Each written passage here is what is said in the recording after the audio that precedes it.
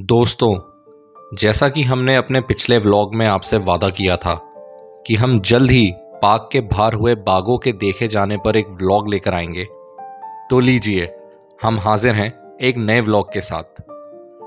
लोग हमेशा बड़े और खतरनाक जानवरों के साथ रहते आए हैं, जिसकी वजह से वह एक संघर्ष में जिंदगी जीते आए हैं।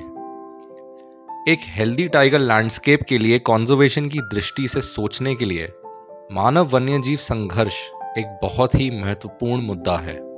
आज हम बताएंगे कि पार्क के बाहर अक्सर बाघ क्यों देखे जा रहे हैं और क्यों वे इंसानों पर हमला कर रहे हैं। इस विषय से संबंधित कुछ इंपॉर्टेंट पॉइंट्स को समझना बहुत जरूरी है। रामनगर वन प्रभाग और कॉर्बेट टाइगर रिजर्व के जंगलों से अक्सर टाइगर्स की ह्यूमन डोमिनेटेड लैंडस्केप्स में भटकने की घटनाएं सामने आती रही हैं। या वो 2011 का सुंदरखाल आदमखोर केस हो, या मार्चुला की मार्केट में एक बाघिन को देखा जाना और उसे गोली मारने का, या फिर मोहान के क्षेत्र में किसी बाघ का एक रिजॉर्ट में घुसना। ऐसे ना जाने कितने केसेस हो चुके हैं जिनके बारे में हम आज बात करेंगे। मैं चाहूँगा कि पहले आप ये वीडियो देखें। ढेला जोन के आसपास के गांव में एक टाइगर ने एक इंसान को मार डाला था अभी कुछ दिन पहले। इसी कारण आसपास के गांव वाले आंदोलन पर उतर आए हैं। इसी के साथ फाटो जोन से भी काफ़ी लोग इस आंदोलन में शामिल हुए हैं। गांव वाले कॉर्बेट प्रशासन से टाइगर अटैक विक्टिम्स को मुआवजा देने की मांग कर रहे हैं और चाहते हैं कि विभाग जंगली जानवरों से उनकी सुरक्षा के लिए उचित इंतजाम करे। हैं? आप चले जाइए, आपको जा सकते हैं? हाँ, आप जाइए, कोई दिक्कत नहीं। आपके लिए इनको दर्द स्टार्ट करना, बहुत जगह दे देगा। ओके। आप देख सकते हैं कि जिप्सियों को वापस भेजा जा रहा है।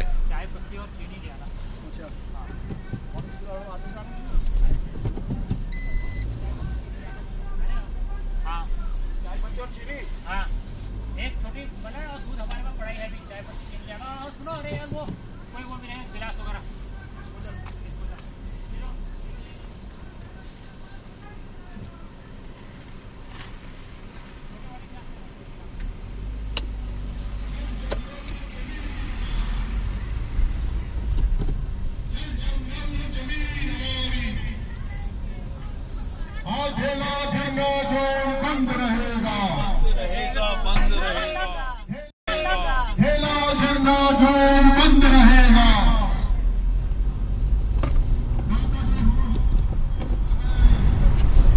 पीछे जो देख रहे थे ये भी मैं आपको वापसी में भी दिखा दूंगा।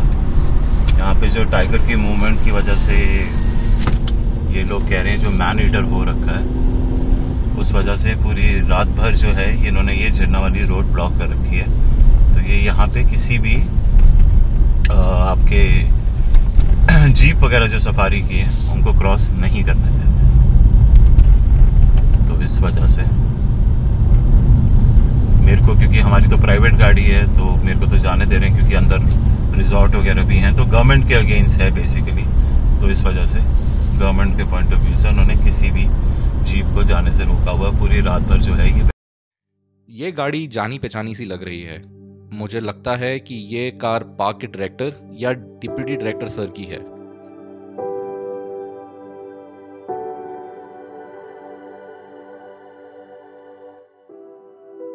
देखिए, हमारे सामने डिप्टी डायरेक्टर सर अभी अभी गाड़ी में बैठे हैं। इस समय यहाँ इनकी मौजूदगी हमें इस प्रोटेस्ट की गंभीरता के बारे में आगाह कर रही है।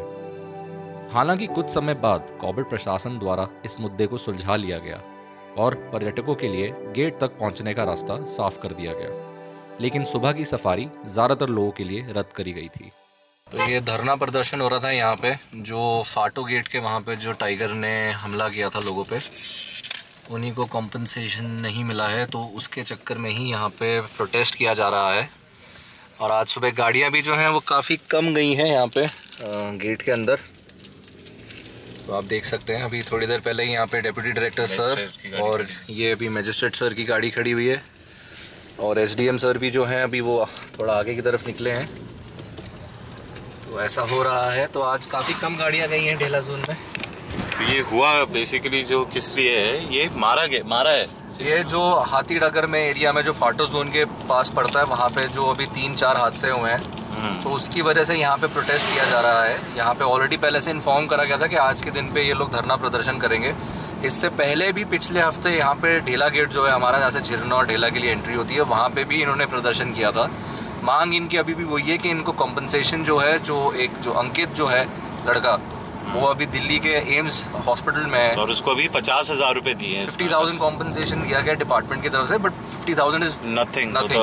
तो उनकी फैमिली की तरफ से उनका खुद का पर्सनल एक्सपेंडिचर जो है वो काफ़ी ज़्यादा चला गया है। तो उन सब चीज़ों को देखते हुए जो यहाँ पे जो प्रोटेस्ट किया जा रहा है वो सिर्फ यही किया जा रहा है कि कम से कम कॉम्पनसेशन जो है वो दिया जाए और जल्द से जल्द जो हो उस टाइगर को चिन्हित किया जाए और उसको पकड़ा जाए और उसको या तो रेस्क्यू सेंटर भेजा जाए या तो फिर जू भेजा जाए।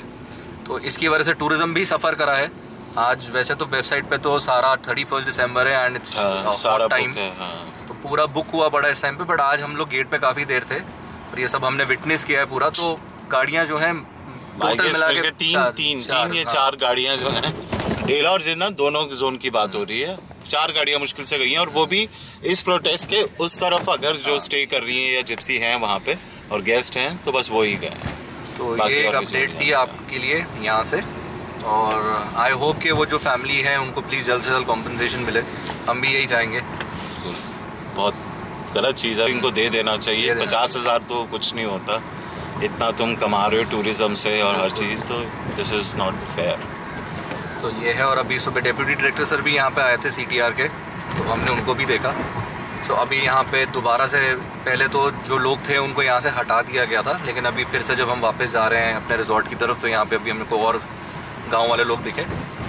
तो आगे जैसा भी होएगा हम आपको अपडेट करेंगे। अभी हम हैं ही यहाँ पे 2-3 दिन।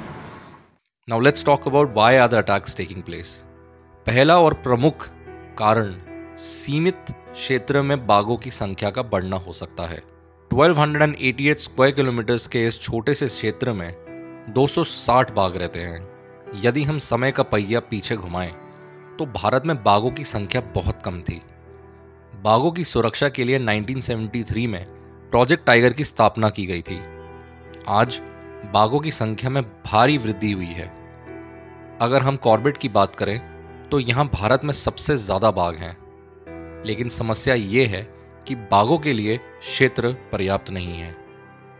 आमतौर पर हाई टाइगर डेंसिटी वाले क्षेत्रों में एक मेल टाइगर का क्षेत्र 20 स्क्वायर किलोमीटर का होता है, जिसमें उसके साथ 2 से 3 मादाएं शामिल होती हैं। अगर हम एवरेज बेसिस पे बात करें तो कॉर्बेट टाइगर रिजर्व में पर 100 स्क्वायर किलोमीटर्स के क्षेत्र में 17 बाघ पाए जाते हैं। ये प्रभावशाली लगता है ना, लेकिन आज बाघ संरक्षित क्षेत्रों से बाहर आ रहे हैं और ह्यूमन डोमिनेटेड लैंडस्केप्स में प्रवेश कर रहे हैं। एक बात आप सभी को माननी पड़ेगी कि कॉर्बेट टाइगर रिजर्व के अंदर बाघों को प्रोटेक्शन बहुत अच्छा मिला है, जिससे इनके नंबर बढ़े हैं। वर्तमान में कॉर्बेट प्रशासन मान्य वन्यजीव संघर्ष से काफी जूझ रहा है। दूसरा कारण मैं कहूंगा कि बाघ का जो प्रे बेस है, सांबर डियर, चीतल, इनका अवैध रूप से शिकार किया गया है, जिसके परिणाम स्वरूप टाइगर कैटल के ऊपर आके हमला कर रहा है और कभी कभी मनुष्यों पर भी हमला हो रहा है, क्योंकि मनुष्य जो हैं वो आते हैं अपनी कैटल को बचाने के लिए और इसी दौरान उनकी मुठभेड़ हो जाती है टाइगर के साथ, जिसमें उनकी मृत्यु हो जाती है। ऐसे संघर्षों की संभावना अधिक तब होती है जब मनुष्य अकेले जंगल में लकड़ियां काटने, चारा इकट्ठा करने और पशुओं को चराने के लिए जाता है। तीसरी बात जिसका मैं उल्लेख करना चाहूंगा वह यह है कि टाइगर्स आर हाईली टेरिटोरियल। एक बाघ अपने क्षेत्र पर कब्जा बनाए रखने के लिए अन्य बाघों से लड़ता है। एक डोमिनेंट मेल टाइगर अपने क्षेत्र में एक नए नर बाघ को अनुमति नहीं देगा आने की। मादाओं को अनुमति है क्योंकि बाघ को प्रजनन करना होता है। सब अडल्ट्स एक प्रमुख बाघ के क्षेत्र से बाहर निकाल दिए जाते हैं क्योंकि वह उसे लड़ नहीं पाते। ये सब अडल्ट्स नए क्षेत्रों की तलाश में पार्क के बफर जोन की ओर आते हैं, जहां उनका सामना लोगों से और उनके मवेशियों से होता है। इस प्रकार एक कॉन्फ्लिक्ट सिचुएशन पैदा होती है। कोई भी टाइगर 4 से 5 साल से ज्यादा अपने क्षेत्र को रिटेन नहीं कर सकता, क्योंकि जैसे ही वह 10 साल का होता है एक नया टाइगर उसकी जगह लेने के लिए तैयार हो जाता है। लेकिन कुछ अपवाद भी हैं, रणथंभौर की मछली की तरह, जिसने 10 वर्षों तक लेक एरिया पर अपना शासन जमाए रखा था, परंतु अंत में उसे वहां से जाना पड़ा क्योंकि ये जंगल का कानून है। एक टाइगर जब बूढ़ा हो जाता है तो वह ठीक से शिकार नहीं कर पाता और अपने क्षेत्र को छोड़कर बाहर आ जाता है। लोग अपने मवेशियों को बचाने आते हैं और इस दौरान मुठभेड़ में उनकी मृत्यु हो जाती है, जैसे कि मैंने पहले भी कहा। हम सभी ने कॉर्बेट के कई वीडियो सोशल मीडिया पर वायरल होते हुए देखे हैं। कहीं टाइगर रिजॉर्ट में आ रहे हैं तो कभी मंदिर के बाहर नालों को पार करते हुए दिख रहे हैं और कभी नेशनल हाईवे 309 पे भी इनको देखा गया है। हम इनके बारे में बात करेंगे। आइए गर्जिया माता मंदिर के गेट के बाहर बाघ को देखे जाने से शुरुआत करते हैं। यहाँ से आया था? यहाँ से आया था। तो फ्रेंड्स, यही वो नाला है जो आप देख रहे हैं, जहाँ से अभी कुछ दिन पहले एक सीसीटीवी कैमरा जो गर्जिया देवी टेम्पल के ऑपोजिट लगा हुआ है, ये वही नाला है जहाँ से टाइगर निकल के आया था। और आपने वीडियो में देखा था कि एक पुजारी जी जो हैं मंदिर के, वो आ रहे थे और उन्होंने एकदम से टाइगर को नोटिस करा और वो पीछे हटे और फिर टाइगर जो है वो यहीं से बाहर निकल के ये दूसरी साइड पे जो नाला है ये वो यहाँ को निकला। तो फ्रेंड्स, मैं ये बताना चाहता हूँ कि यहाँ पे टाइगर देखना कोई बड़ी बात नहीं है, क्योंकि यहाँ पे काफ़ी सालों से टाइगर को देखा जा रहा है। क्योंकि ये जो गर्जिया देवी टेम्पल है, इसके जस्ट सामने से ही गर्जिया चौकी है और गर्जिया चौकी से ही आपका Chilka Kota wildlife corridor जो है वो शुरू हो जाता है। तो वाइल्ड लाइफ कॉरिडोर है यहाँ पे, तो बहुत आम बात है कि टाइगर्स, एलिफेंट्स, लेपर्ड जो हैं वो अपना रास्ता जो है CTR से रामनगर फॉरेस्ट डिवीज़न तक का तय करते हैं। And it is very important आज की डेट में कि हम वाइल्ड लाइफ कॉरिडोर्स को रिस्टोर करें, क्योंकि जो पॉपुलेशन सोर्स एरियाज़ के अंदर है, जो CTR के अंदर जो पॉपुलेशन है, जो काफ़ी अच्छी पॉपुलेशन है, और जीन फ्लो जो है वो आपका कोर एरिया से, जो आपका कॉर्बेट टाइगर रिजर्व का जो क्रिटिकल टाइगर हैबिटेट है, वहाँ से आपके बफर जोन्स, जो आपका रामनगर फॉरेस्ट डिवीज़न हो गया और जो आपका सुंदरखाल गाँव के पीछे का सेक्शन हो गया, वहाँ पर जाना बहुत ज़रूरी है टाइगर्स के लिए, ताकि टाइगर्स उस तरफ जाके रिजर्व फॉरेस्ट जो हैं या जो हमारे लैंडस्केप फॉरेस्ट है या जिसको आप एडजॉइनिंग फॉरेस्ट भी बोल सकते हैं, वहाँ पे भी जाके ब्रीड करे, ताकि पॉपुलेशन उनकी अच्छी खासी बड़ी हो। और जो बफर एरियाज है वो एक हैबिटेट सप्लीमेंट का काम करते हैं यहाँ पे। अब आगे बढ़ने से पहले आइए बफर क्षेत्र और CTR के गलियारों के बारे में बात करते हैं। एक टाइगर लैंडस्केप में बफर क्षेत्र यानी सिंक जोन और वाइल्ड लाइफ कॉरिडोर क्षेत्र में लोग जंगली जानवरों के साथ काफी समय से रहते आए हैं, जिसे हम कोएग्जिस्टेंस के नाम से जानते हैं। ह्यूमन डोमिनेटेड लैंडस्केप्स में जंगली जानवरों का इंसानों पर हमला करने की वजह यानी मानव वन्यजीव संघर्ष अक्सर फसल, पशुधन, इंसानों का जंगलों में जाना या जानवरों को चोट लगने के रूप में सामने आती है। इसके परिणाम स्वरूप बदले की भावना से जंगली जानवरों की हत्या की जाती है। ऐसा ना हो इसलिए NTCA ने विभिन्न SOPs यानी standard operating procedures human dominated landscapes में जंगली मांसाहारी जानवरों से निपटने के लिए जारी की हैं। Now let's talk about the corridors. Wild life context में दो आवासों के बीच संपर्क को गलियारा कहा जाता है। ये हमारे सोर्स एरियाज यानी कोर एरियाज को सिंक एरियाज यानी बफर क्षेत्र से जोड़ते हैं। गलियारे वन्यजीव प्रजातियों के प्रबंधन में महत्वपूर्ण भूमिका निभाते हैं और CTR के आसपास कई गलियारों की पहचान की गई है। इनमें से सबसे महत्वपूर्ण CTR और रामनगर वन प्रभाग के बीच 20 किलोमीटर की बेल्ट है। गलियारों में गांवों की उपस्थिति के कारण फॉरेस्ट पैचेस के बीच संपर्क सीमित है। परिणाम स्वरूप CTR और रामनगर वन प्रभाग के बीच बाघों की मुक्त आवाजाही प्रतिबंधित हो गई है।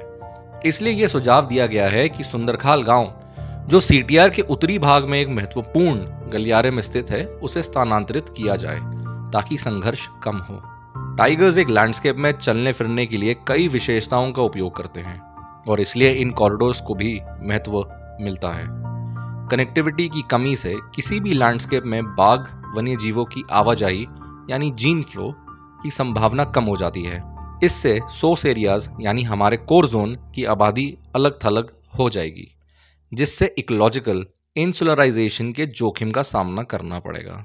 एक बाघ अभयारण्य का कोर क्षेत्र बाघों और जंगली जानवरों की आसपास की स्थानीय आबादी के लिए एक मुख्य स्रोत है। 800 से 1200 स्क्वायर किलोमीटर के बाघ अभयारण्यों जैसे कॉर्बेट टाइगर रिजर्व के बड़े कोर क्षेत्रों में लोकल एक्सटेंशन नहीं हो सकती है, क्योंकि यहाँ बाघों और उनके आवासों को अच्छा प्रोटेक्शन मिला है। However, the isolated small sink populations would become locally extinct if wildlife concerns are not factored into the management of surrounding areas. Buffer क्षेत्रों में बाघों को पनपते देखना अच्छा है, लेकिन क्षेत्र में होने वाले किसी भी संघर्ष को सुनिश्चित करना विभाग के लिए एक चुनौती भी है।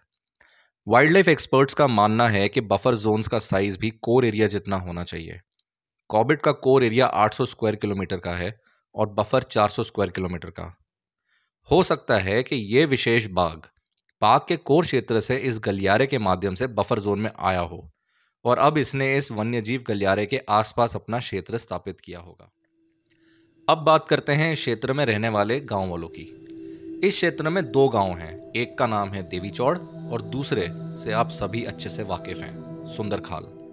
दोस्तों, इन गांव में रहने वाले लोगों के लिए अपने घरों के आसपास टाइगर को घूमते देखना एक सामान्य बात है, इट्स वेरी नॉर्मल। लेकिन हम जैसे लोगों के लिए पार्क के बाहर बाघ को देखना आकर्षक है। आज लगभग हर कोई सोशल मीडिया पर है और कोई भी साइटिंग होती है तो उसे फटाफट इंटरनेट पे अपलोड कर दिया जाता है। हमने आपको मानव वन्यजीव संघर्ष के मुख्य कारणों के बारे में अभी कुछ देर पहले बताया। इस विशेष बाघ ने किसी गांव वाले पर हमला नहीं किया है, ना ही उसे मारा है। उसे बस सड़क पार करते देखा गया था। बाघ शर्मीले जानवर हैं और इंसानों से डरते हैं। एक बाघ के कॉन्फ्लिक्ट एनिमल बनने के कई कारण हैं। मैं कहूंगा कि 10 से 15 साल पहले एक कॉन्फ्लिक्ट एनिमल का डर बहुत कम होता था, जब सोशल मीडिया इतना सक्रिय नहीं था। अगर पार्क के बाहर बाघ देखा जा रहा है तो हर कोई हैरान क्यों हो रहा है? It's simple, we are living in the home. जंगल उनका घर है, हम मेहमान हैं। उनका देखा जाना तो लाजमी है। देखे जाने पर लोग जानवर के बारे में गलत बातें भी कर रहे हैं आजकल। इससे डर का माहौल बनता है दोस्तों, और इसका असर टूरिज्म पर भी पड़ता है। जब से इंसान उत्तराखंड के कुमाऊं और गढ़वाल क्षेत्रों में बसा है, तब से मानव बाघ संघर्ष एक प्रमुख मुद्दा बना हुआ है। ऐसे मुद्दों के प्रबंधन के लिए जब भी इंसानों की हत्या होती है, अधिकारियों को बाघों को खत्म करने या स्थानांतरित करने के लिए मजबूर होना पड़ता है। लेकिन इन संघर्षों में सही बाघ बाघिन को पहचानना एक वन्यजीव प्रबंधक के लिए एक चुनौती बन जाती है, क्योंकि गलत बाघ को चिन्हित करना या उसका सफाया करना संघर्ष को बिल्कुल भी कम नहीं करता। दोस्तों, कोई भी बाघ जन्म से आदमखोर नहीं होता है। हालात यानी किन परिस्थितियों में वो इंसानों को मारता है, उसके आधार पर वन प्रशासन उसे एक मैन ईटर या एक कॉन्फ्लिक्ट टाइगर घोषित करता है। ये वन विभाग का काम है उसे एक आदमखोर घोषित करना, ना कि हमारा। जब किसी बाघ अभयारण्य में बाघों की जनगणना की जाती है तो न केवल पार्क के अंदर कैमरा ट्रैप लगाए जाते हैं, बल्कि उन्हें अभयारण्य के आसपास के वाइल्ड लाइफ कॉरिडोर्स और बफर जोन्स में भी लगाया जाता है। जिन लोगों को कोर और बफर क्षेत्रों के बारे में अच्छी जानकारी है, वे जानते हैं कि इन गलियारों में और इसके आसपास अच्छी संख्या में टाइगर्स रहते हैं। कॉर्बेट के बारे में सबसे अच्छी बात यह है कि बाघ को अच्छे परिवेश के साथ अच्छे बफर क्षेत्र प्रदान किए गए हैं और वाइल्ड लाइफ कॉरिडोर्स को काफी हद तक रिस्टोर किया गया है। लेकिन सुंदरखाल गांव को अभी भी स्थानांतरित किया जाना बाकी है। जब तक ऐसा नहीं होगा, तब तक मनुष्य और बाघ के बीच संघर्ष होता रहेगा। तो गाइस, टाइगर टेरिटरी में खड़े हैं, जहाँ पे अभी कबीला में कुछ दिन पहले टाइग्रेस एंटर हुई थी और गाड़ी हमारी फंस चुकी है। इतना बड़ा गड्ढा है, मतलब कोई 2-3 फीट का गड्ढा है जिसमें टायर चले गया है। तो अभी खड़े हैं, हेल्प मंगाइए, कोई धक्का मारेगा तो अब निकलेगी, क्योंकि बहुत बड़ा गड्ढा है। उसमें एक तरफ का टायर चले गया। ठीक है, देखो दिखाता हूँ कितना बड़ा गड्ढा है। और ध्रुव भी साथ में ही है। देखो एडवेंचर का भाई को छोड़ के नहीं जाना, साथ में ही है। और ये देखो, ये देख रहे हो कितना बड़ा गड्ढा है जिसकी मैं बात कर रहा हूँ। ये देखो, इतना बड़ा गड्ढा है ये पीछे, और पूरा टायर इसमें धंस चुका है। तो अभी हेल्प आ रही है।